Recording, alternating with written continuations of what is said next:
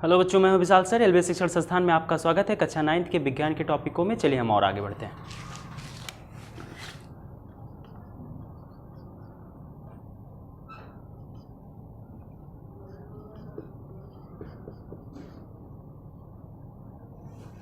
कक्षा 9 विज्ञान, हम परमाणु के रेफरेंस में बातें कर रहे थे।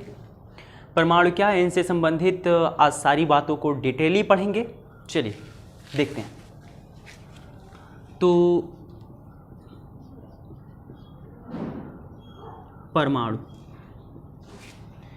परमाणु के रेफरेंस में मैंने कुछ बातें पीछे आपको बताई थी, एक बार हम उन्हें रिपीट करते हैं फिर आगे बढ़ते हैं।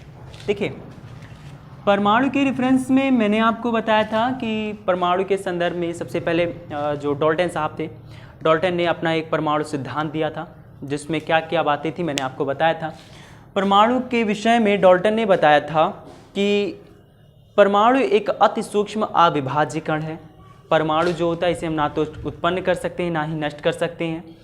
परमाणु जो होते हैं ये रासायनिक अभिक्रियाओं में भाग तो लेते हैं, लेकिन रासायनिक अभिक्रियाओं के दौरान ना तो परमाणुओं का विघटन होता है और ना ही संगुणन होता है।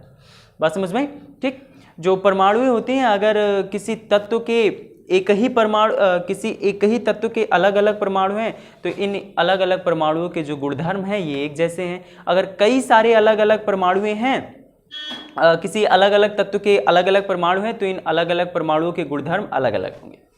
तो इन सारी बातों को डाल्टन साहब ने बताया था। आज हम परमाणु से संबंधित सारी की सारी जानकारी पढ़ेंगे। कैसे परमाणु होता है, परमाणु में कौन कौन से लोग रहते हैं, परमाणु की पूरी प्रक्रम क्या होती है।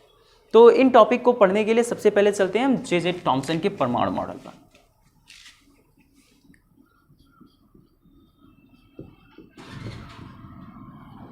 थॉमसन का परमाणु मॉडल।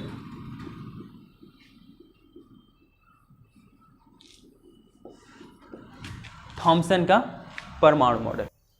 तो देखिए, ये बात है 19वीं शताब्दी की।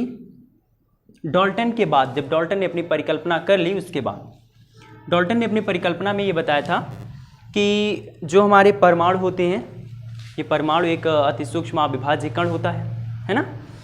तो उसके बाद जब उन्होंने अपना ये स्टेटमेंट दे दिया, इनकी बातें लगभग कुछ हद तक सही थी। उस समय में जब हमारे पास कोई अदर तथ्य नहीं था, जब उसके विषय में, परमाणु के विषय में और अधिक जानकारी नहीं थी, तब तक तो ये तथ्य सही थे। लेकिन 19वीं सदी तक आते आते, 19वीं शताब्दी तक आते आते हम लोग लगभग इतना जान चुके थे कि परमाणु अविभाज्य कण नहीं है। बात समझ में आई? परमाणु भी विभक्त होता है, परमाणु को भी विभाजित किया जा सकता है। तो ये बात है। अच्छा, जब हमें ये ज्ञात हो गया कि जो परमाणु है इन्हें हम विभक्त कर सकते हैं, तो एक वैज्ञानिक थे जिनका नाम था गोल्डस्टीन। गोल्डस्टीन साहब ने सन 1886 ईस्वी में एक किरण की खोज की। ठीक है, एक विकिरण की खोज की और इस विकिरण का नाम उन्होंने केनाल रे रखा। क्या रखा? केनाल रे रखा। बात समझ में आई? उस विकिरण की खोज की और उन्होंने इस किरण का नाम क्या रखा? केनाल रे रखा। और केनाल रे, ये जो किरण थी, इसकी जो प्रकृति थी ये पॉजिटिव थी। इसकी जो प्रकृति थी ये कैसी थी? पॉजिटिव थी। कुछ समय के पश्चात एक अन्य किरण की भी खोज हुई जिसकी जो स्थिति थी, प्रकृति थी, ये निगेटिव थी। तो इनमें से जो पॉजिटिव हमारा किरण था, विकिरण था, इसका नाम प्रोटॉन रखा गया। क्या रखा गया? प्रोटॉन रखा गया। बात समझ में आई? ठीक। और जो दूसरी वाली हमारी नेगेटिव वाली विकिरण थी, इसका नाम इलेक्ट्रॉन रखा गया। और जो प्रोटॉन था ये इलेक्ट्रॉन की तुलना में लगभग 2000 गुना भारी था। बात समझ में आई? ठीक है। साथ ही साथ प्रोटॉन पर जो उपस्थित आवेश पाया गया, माना गया, वो +1 पाया गया और इलेक्ट्रॉन पर -1 का। दोनों पर आवेशों के परिमाण समान होते थे, लेकिन इनकी प्रकृतियां जो हैं ये विपरीत थी। बात समझ में आई? ठीक। तो ये तो हो गया हमारे 19वीं सदी के विषय में बात। अब जब ये बातें हमको क्लियरलीफाई हो गई कि ऐसी ऐसी चीजें हैं, तो इसके बाद जे टॉमसन ने अपना पहला परमाणु मॉडल प्रस्तुत किया। और वो परमाणु मॉडल क्या था, आइए देखते हैं। देखिए, जे टॉमसन ने अपना पहला परमाणु मॉडल रखा। पहला परमाणु मॉडल का मतलब यह है कि परमाणु के विषय में पूरी टोटली जानकारी जे टॉमसन ने अपने स्रोत से देने का प्रयास किया। बात समझ में? उन्होंने ये बताया कि परमाणु जो होता है ये एक गोला है। बात समझ में? परमाणु जो है ये एक धनावेशित गोला है। बात समझ में आई? ठीक है।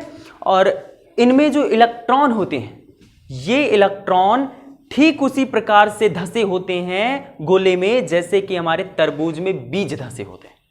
बात समझ आई? जैसे तरबूज होता है ना, तो तरबूज में जैसे हमारे बीज धसे होते हैं, ठीक उसी तरीके से हमारा जो इलेक्ट्रॉन होता है, ये इलेक्ट्रॉन हमारे परमाणुओं में धसे होते हैं। बात समझ में आई? ठीक है। तो जे टॉमसन ने ये अपना परमाणु मॉडल दिया। जे टॉमसन ने ये बताया हमको कि जो परमाणु होते हैं, परमाणु एक धनावेशित गोला है। परमाणु जो है ये क्या है, एक धन आवेशित गोला है। और धन आवेशित गोले में जो इलेक्ट्रॉन होते हैं, ये इलेक्ट्रॉन ठीक उसी प्रकार से धसे होते हैं जैसे कि हमारे तरबूज में बीज धसे होते हैं। मतलब इनके कहने का ये मतलब था कि जो हमारा परमाणु होता है वो इस प्रकार का होता है।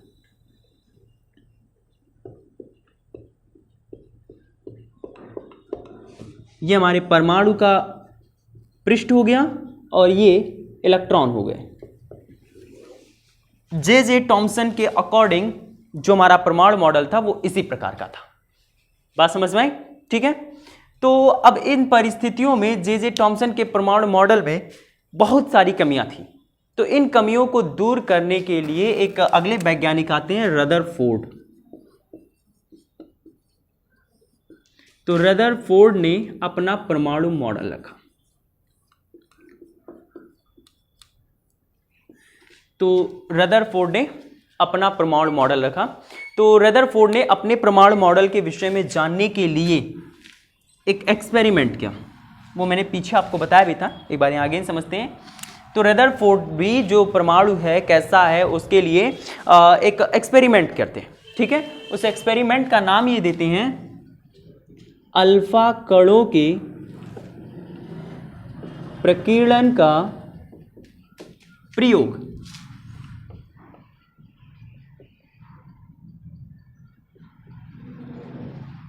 अल्फा कणों के प्रकीर्णन का प्रयोग। बात समझ में आई? ठीक है। तो रदरफोर्ड साहब ये एक्सपेरिमेंट करते हैं। अब इस एक्सपेरिमेंट में क्या होता है, कैसे होता है, चलिए देखते हैं। इसके लिए, इस एक्सपेरिमेंट के लिए इन्हें चूंकि एक बहुत पतली पन्नी चाहिए थी, एक धातु की पन्नी चाहिए थी। ठीक है। तो इसके लिए इन्होंने सोने की स्वर्ण पत्र झिल्ली ली, जो कि जिसकी मोटाई लगभग 1000 परमाणुओं के बराबर थी। बात समझ आई? रदरफोर्ड ने क्या किया, सोने की एक पतली झिल्ली ली, बहुत पतली झिल्ली, और इसकी जो मोटाई थी ये लगभग 1000 परमाणुओं के मोटाई जितनी बराबर थी। मतलब 1000 परमाणुओं को लेकर के ऐसे ऊपर ऊपर ऊपर ऊपर रखते हुए चले जाओ तो 1000 परमाणु की जितनी मोटाई होगी उतनी मोटाई का इन्होंने एक स्वर्णपत्र झिल्ली लिया। ठीक है। और इस स्वर्णपत्र झिल्ली पर उन्होंने अल्फा कणों को डाला। किसको डाला? अल्फा कणों को डाला। इन्होंने अल्फा कणों को क्यों डाला? देखिए, अल्फा कण जो होते हैं, इन अल्फा कणों के पास जिनकी गतिज ऊर्जा अधिक होती है, ठीक है, तो ये बहुत हाई लेवल का, मतलब जिनके पास गतिज ऊर्जा बहुत अधिक है, ऐसी इन्होंने अल्फा कणों को लिया। उसके बाद इन्होंने इन अल्फा कणों को लेकर इस स्वर्ण पत्र झिल्ली पर इन अल्फा कणों की बमबारी कराई। बहुत तेजी से अल्फा कणों को इस स्वर्ण पत्र झिल्ली पर फेंका। तो इन्होंने ये देखा कि कुछ अल्फा कण ऐसे कुछ विचलित हो रहे थे, कुछ मुड़कर रिटर्न चले आ रहे थे, कुछ छोटे छोटे कोण बनाकर विचलित हो रहे थे, कुछ सीधे निकल जा रहे थे। तो इन सारी बातों से रदरफोर्ड ने एक निष्कर्ष निकाला। वो निष्कर्ष ये निकला, जैसे अब वो निष्कर्ष कैसे निकला, ये सारी बातों को ध्यान में रखते हुए चलते हैं।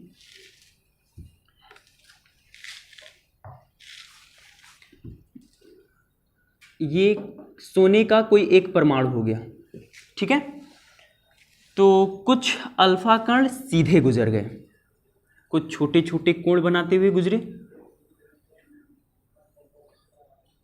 और कुछ 180 डिग्री पर वापस लौट आए। ऐसे तो जो किरणें सीधे, जो अल्फा कण सीधे गुजर गया, उसके बेसिस पर रदरफोर्ड ने यह बताया कि जरूर परमाणु एक खोखला गोला है। अगर परमाणु एक खोखला गोला नहीं होता तो यह अल्फा कण सीधा नहीं गुजर पाता। बात समझ में आई? ठीक है, ये अल्फा कण क्या होते, सीधे नहीं गुजर पाते। बात समझ में आ रही है? ठीक है, तो रदरफोर्ड ने क्या बताया कि परमाणु एक खोखला गोला है। ठीक, इसके बाद जब उन्होंने ये देखा कि कुछ जो कण है ये छोटे, जो हमारे अल्फा कण थे ये छोटे छोटे कोणों पर मुड़ रहे थे, तो जितनी भी किरणें यहाँ इस साइड से, यहाँ ऊपर से छोटे छोटे कोणों पर मुड़ रहे थे और इनके नीचे जितनी भी किरणें थी वो उतनी अधिक बड़े कोणों पर मुड़ने लगे। बात समझ में? तो यहां से उन्होंने ये निष्कर्ष निकाला कि चूंकि अल्फा कण पॉजिटिव आवेश होता है, अल्फा कण पर जो आवेश होता है ये पॉजिटिव होता है, और पॉजिटिव आवेश जब किसी अदर पॉजिटिव आवेश से टकराएगा तभी वो प्रतिकर्षित होगा, तभी वो वहां से मुड़ेगा। बात समझ में आई? ठीक है, तो यहां से उन्होंने निष्कर्ष निकाला कि नाभिक के भीतर भी एक कोई और गोला है और उस गोले की जो प्रकृति है ये पॉजिटिव है। बात समझ आई? तो यहां से ये निष्कर्ष निकाला उन्होंने कि नाभिक के भीतर एक अन्य और गोला उपस्थित है, और इस दूसरे वाले गोले के विषय में उन्होंने बताया कि ये गोला ठोस है और पूरी तरीके से ये गोला जो है ये धन आवेशित है। कैसा है? धन आवेशित है। बात समझ में आई? और जब ये जानकारी ठोस होने की जो जानकारी मिली उससे इन्होंने बताया कि किसी भी परमाणु का जो कुल द्रव्यमान होता है वो इसी छोटे से गोले में है। किसी परमाणु का जो टोटल द्रव्यमान है, टोटल वेट है, वो कहाँ है?